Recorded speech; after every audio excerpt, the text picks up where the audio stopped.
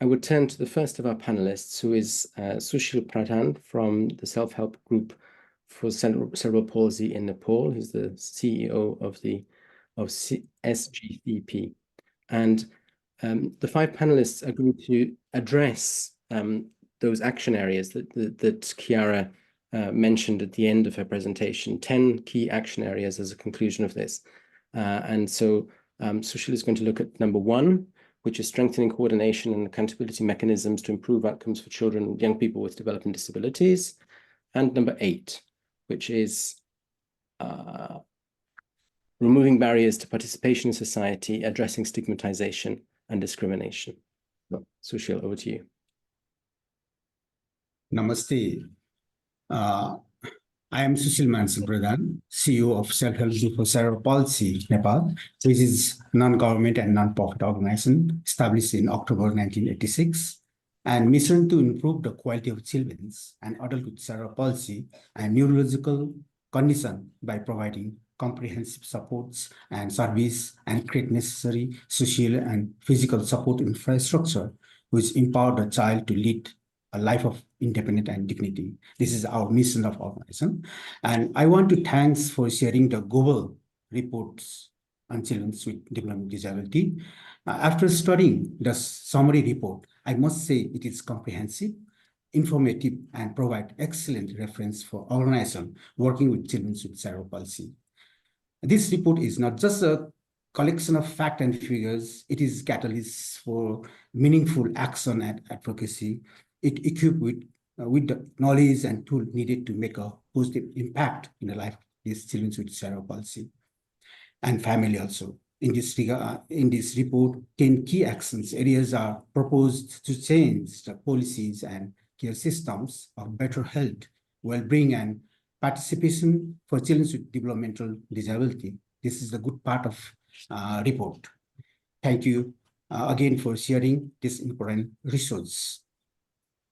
I'm happy to share some prioritized point that should be considered and important on action area 1, that is on strengthening coordination and accountability mechanism to improve outcome for children and youth people with disability, developmental disability and their family. First, we have to consider the point is that number 1, I prioritize one number is local contextual understanding. This is a very important point. One of the key aspects of strengthening coordination is to understand the local context and challenges specific to different regions within the country, like developing country like Nepal. Each region may have their own socio-cultural and infrastructure factor that influence the delivery of service and support for children with cerebral palsy. Therefore, it's essential to adopt coordination effort or has local coordination mechanism according to need and resource available in its locality. In our organization, we have 50 field staff, all the field staff from local district and local people. So they know the language, they know the culture, they know how to deal with the locality. So this is the important part of part. Second, accessible and affordable service. Ensure that service for children with cerebral palsy are accessible, affordable, and geographically available across country like Nepal. Address barriers such as transportation, language diversity, and cultural belief to improve access and utilization of service by marginalized communities. Third, I prioritize integrated service delivery.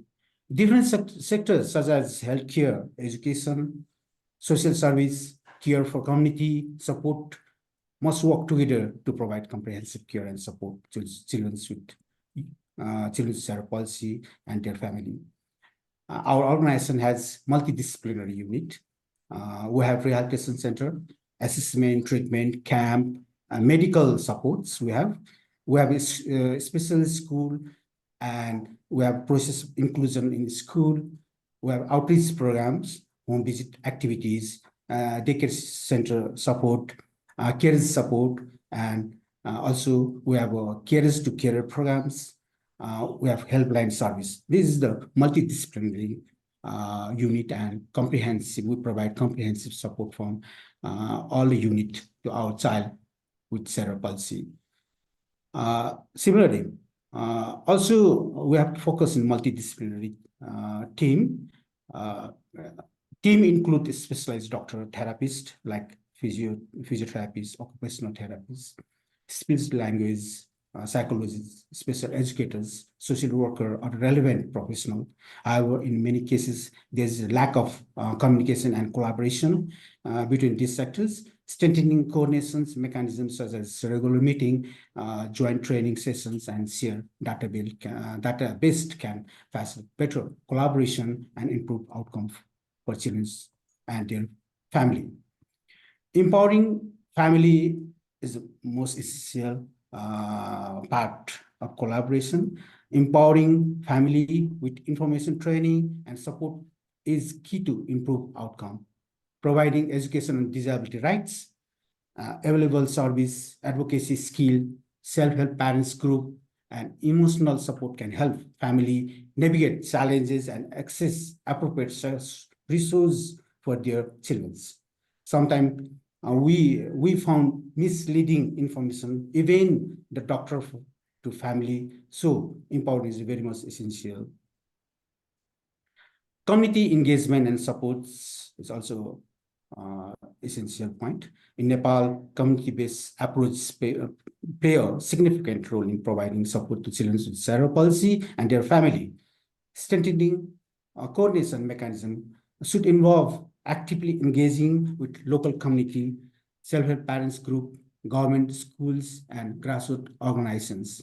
These stakeholders can provide valuable insight, support, and resources that complement formal service provided by frontline professionals.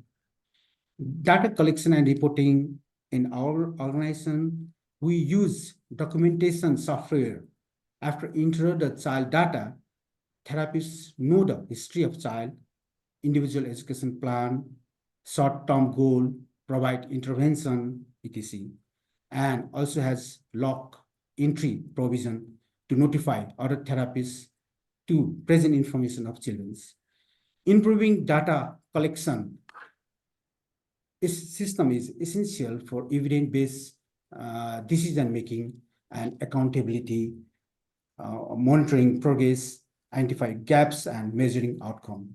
This data can inform decision-making and resource allocations at both local and national level. I have also pointed other part, just like training and capacity building, standardized assessment and monitoring tool. Policy advocacy is also essential part.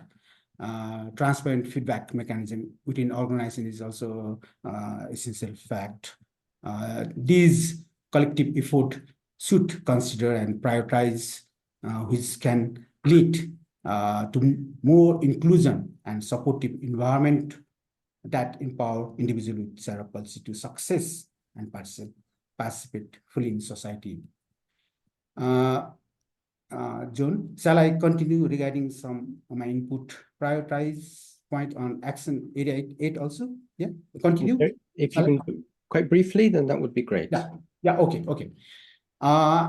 Action area 8, removing barrier to participation, addressing stigmatization and discrimination, and fostering environment that enable meaningful inclusion of children with developmental disability and their family in all sphere of life.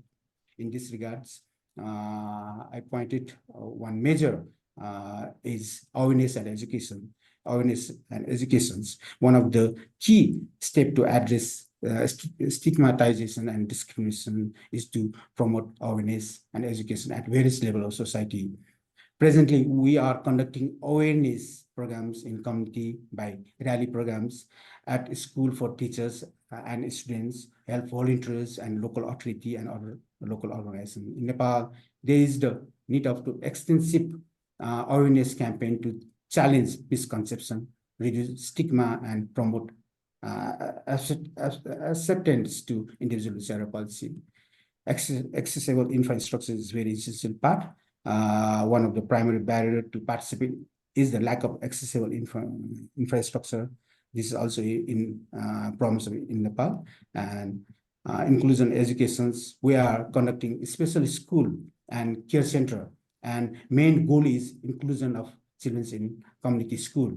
We succeed to integrate it more than 150 children in every year.